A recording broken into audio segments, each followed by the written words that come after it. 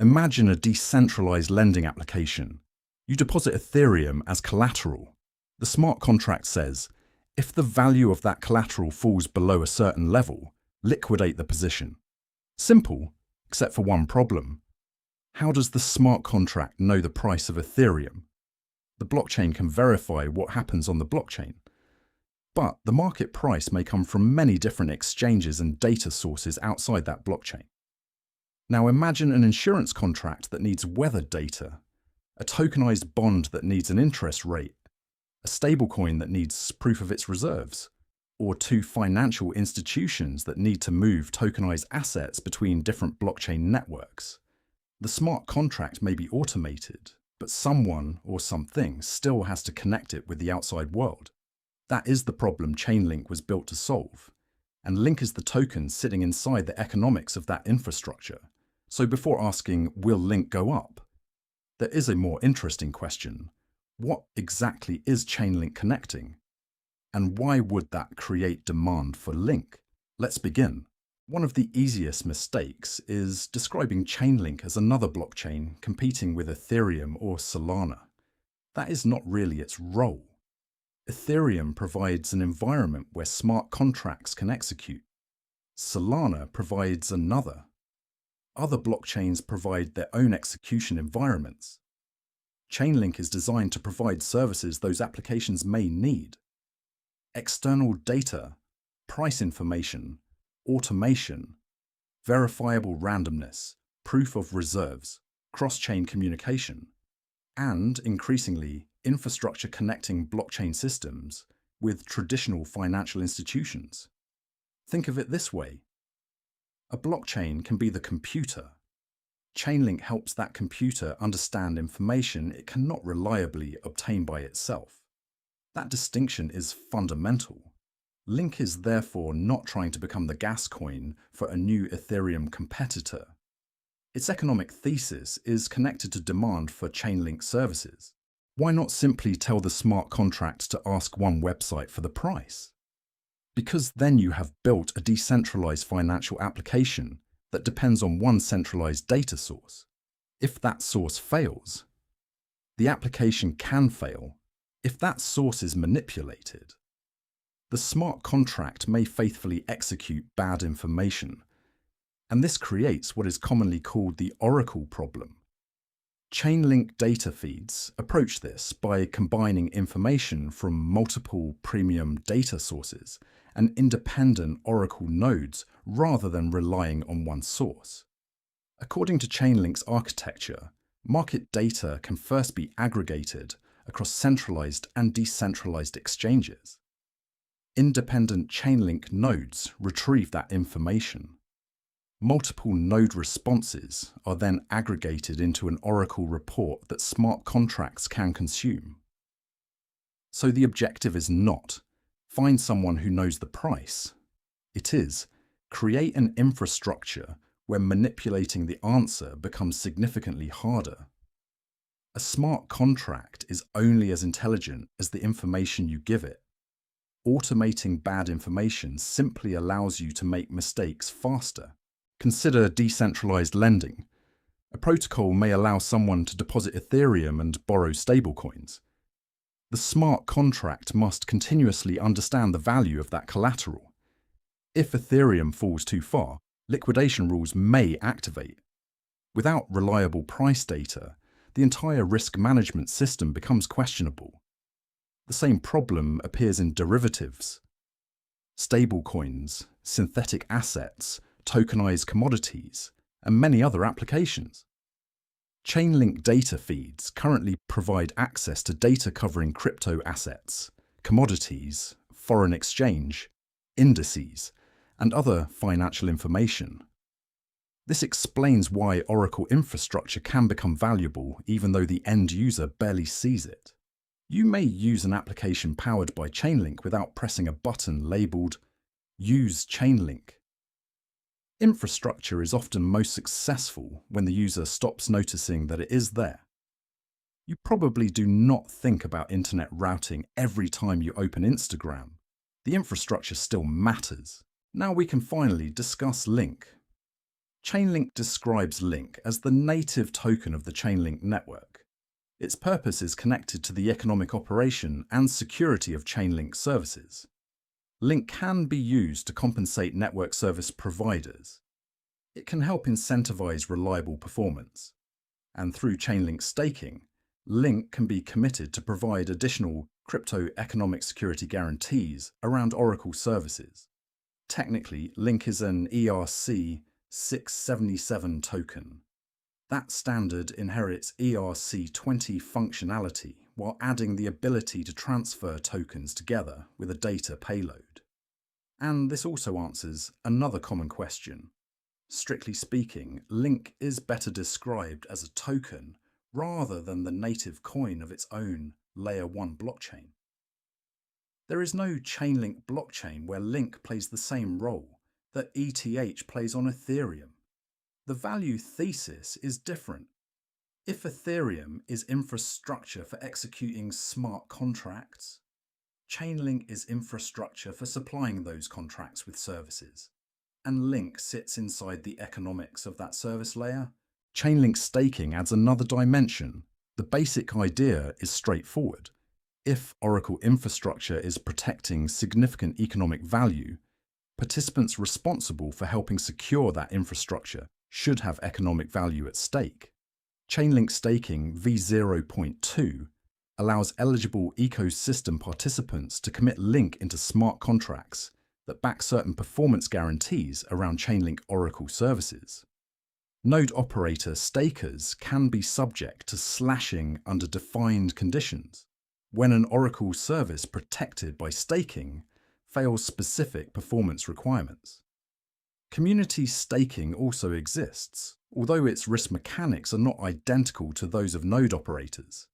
Chainlink's public staking interface currently operates on Ethereum mainnet, and access remains subject to available staking capacity. This gives Link another potential role, not simply payment, security. The more economic value Chainlink infrastructure eventually helps secure, the more interesting the question becomes. How much economic security should sit behind those services? Price data was the original problem most people associate with Chainlink, but blockchain fragmentation created another.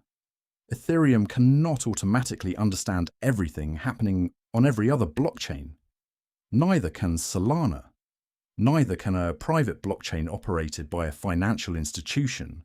If the future contains many blockchain networks, then those networks need ways to exchange information, instructions, and assets. Chainlink's answer is the Cross-Chain Interoperability Protocol, CCIP. Chainlink describes CCIP as infrastructure for sending messages and transferring tokens between public and private blockchains. Its current network coverage extends across more than 70 blockchains, and CCIP can support more than simply move token A from chain 1 to chain 2. Programmable token transfers can combine a token transfer with instructions describing what should happen after the assets reach the destination chain. This begins to make Chainlink look less like a price feed product and more like a communications layer between different financial systems. This becomes particularly interesting when traditional finance enters the picture. Banks already have infrastructure. Payment messaging systems already exist. Securities infrastructure already exists. So institutional blockchain adoption does not necessarily mean throwing everything away and starting again. The question can instead become, how can existing financial infrastructure interact with blockchain networks? Swift explored exactly that question in the blockchain interoperability experiments involving Chainlink. Swift reported that Chainlink was used as an enterprise abstraction layer connecting Swift infrastructure with blockchain environments, while CCIP enabled interoperability between source and destination blockchains in the experiments. And the institutional work has continued. In May 2026, DTCC announced collaboration with Chainlink on infrastructure aimed at advancing 24/7 collateral management using tokenized assets. This does not mean every bank has adopted Chainlink. It does not mean the traditional financial system is suddenly running entirely on blockchain, but it demonstrates something important. Chainlink's potential market is no longer limited to crypto-native DeFi applications. The infrastructure is also being explored where traditional finance and tokenized assets meet. Tokenization sounds simple when reduced to one sentence. Take an asset, put it on a blockchain. But a real financial asset needs much more. A tokenized fund may require net asset value data. A tokenized security may need corporate action information. A stablecoin may need reserve verification. Financial institutions may need compliance controls. And an asset available across multiple networks needs secure interoperability. DTCC's Smart Nav pilot, for example, used Chainlink infrastructure to explore how institutional fund data could be delivered into blockchain environments. Chainlink also provides proof of reserve infrastructure designed to bring reserve information on-chain and allow applications to react automatically when reserve conditions are not satisfied. So the long-term Chainlink thesis is not simply crypto needs price feeds. It is much larger. If financial assets increasingly become programmable and move on-chain, they still need trusted information and connectivity with everything that remains off-chain. Now we reach one of the most important questions for anyone investing in Link. Chainlink can become extremely useful, but does greater Chainlink adoption necessarily create greater economic demand for Link? That relationship is what Chainlink economics is trying to strengthen. One important mechanism is called payment abstraction. The idea is to avoid forcing every Chainlink customer to acquire Link manually before they can pay for a service. Users can pay certain Chainlink fees using alternative assets. The infrastructure can then programmatically convert those payments into Link. Chainlink has also introduced the Chainlink Reserve. According to Chainlink, the reserve is designed to accumulate Link using revenue generated from enterprise adoption and on-chain service usage, with payment abstraction converting relevant revenue into Link. This is strategically important. It attempts to solve a common crypto token problem. A protocol may have enormous adoption, while the token sitting next to that protocol captures very little of the economic value. The Chainlink thesis therefore increasingly asks, can usage of Chainlink services translate into sustainable Link demand? That is a much more useful question than simply looking at the logo partnerships. Link's supply mechanics also deserve attention. Chainlink states that total Link supply is capped at 1 billion tokens. There is no mechanism that simply expands the maximum supply beyond that stated cap under the current model. But maximum supply and circulating supply are different things. Not all 1 billion Link have historically been circulating. Chainlink's current supply page states that its token release schedule is approximately 7% of total supply per year. That matters for investors. Even with a fixed maximum supply, additional tokens entering circulation can create supply pressure if demand does not grow at the same pace. So when analyzing Link, do not simply ask, is the supply capped? Ask, how much is circulating? How quickly is additional supply entering the market? How much Link is being staked? How much demand is being generated through services? And how much Link is being accumulated through mechanisms such as the Chainlink Reserve?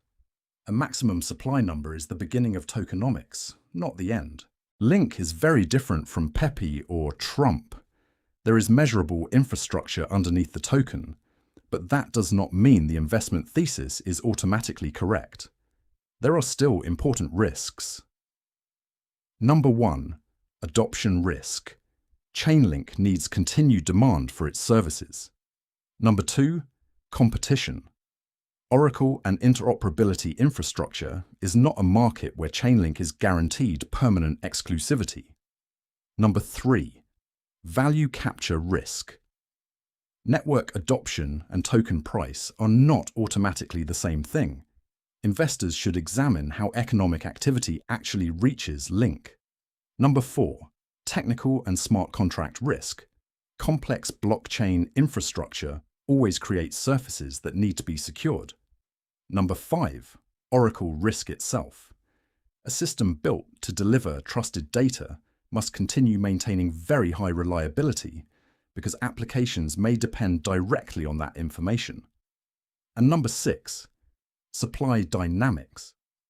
Link has a fixed maximum supply, but additional non-circulating tokens can still enter circulation according to the release schedule.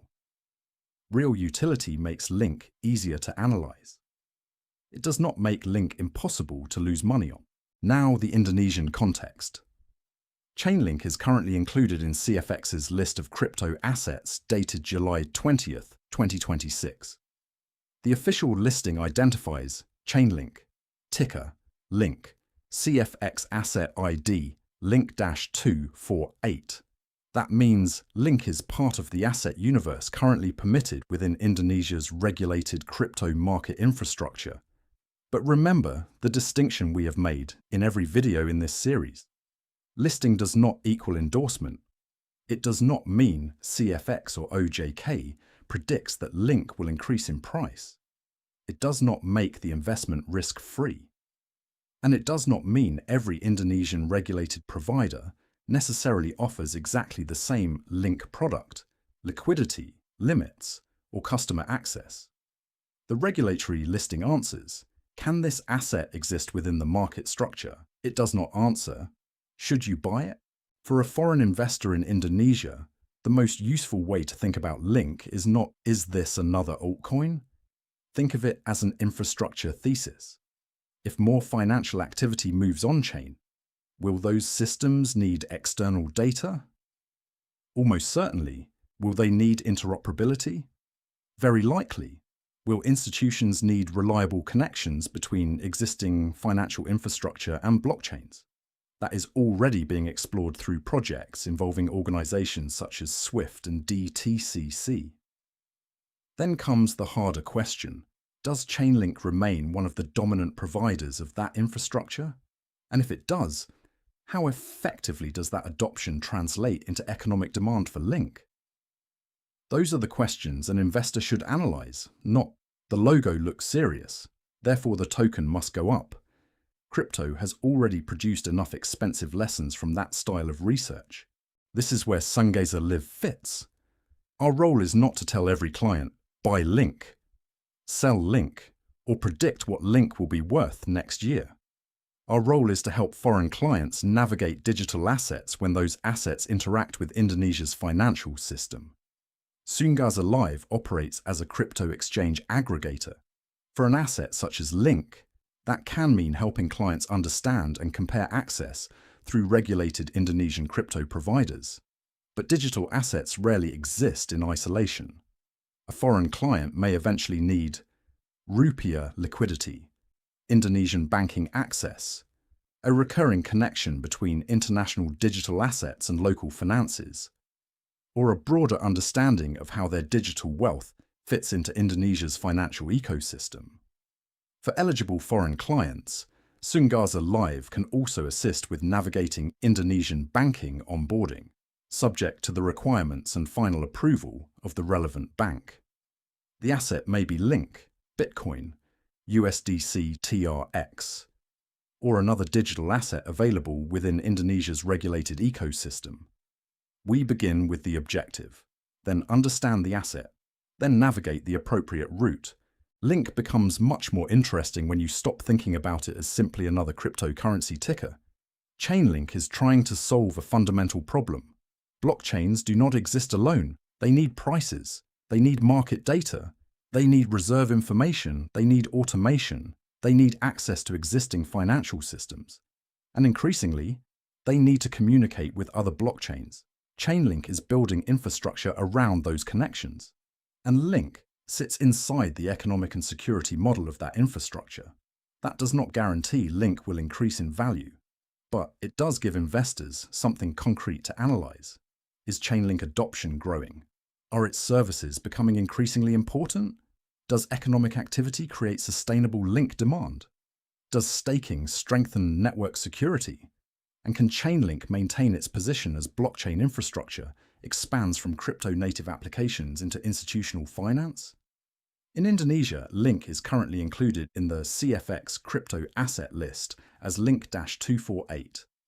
If you are a foreigner in Indonesia and need help navigating Link or other digital assets through Indonesia's regulated crypto ecosystem, contact Sungazer Live. We help international clients navigate regulated crypto access, exchange aggregation, local rupiah liquidity, and Indonesian banking onboarding. WhatsApp and Telegram at Sungazer Live, helping international clients understand the asset, the infrastructure, and the financial system around it.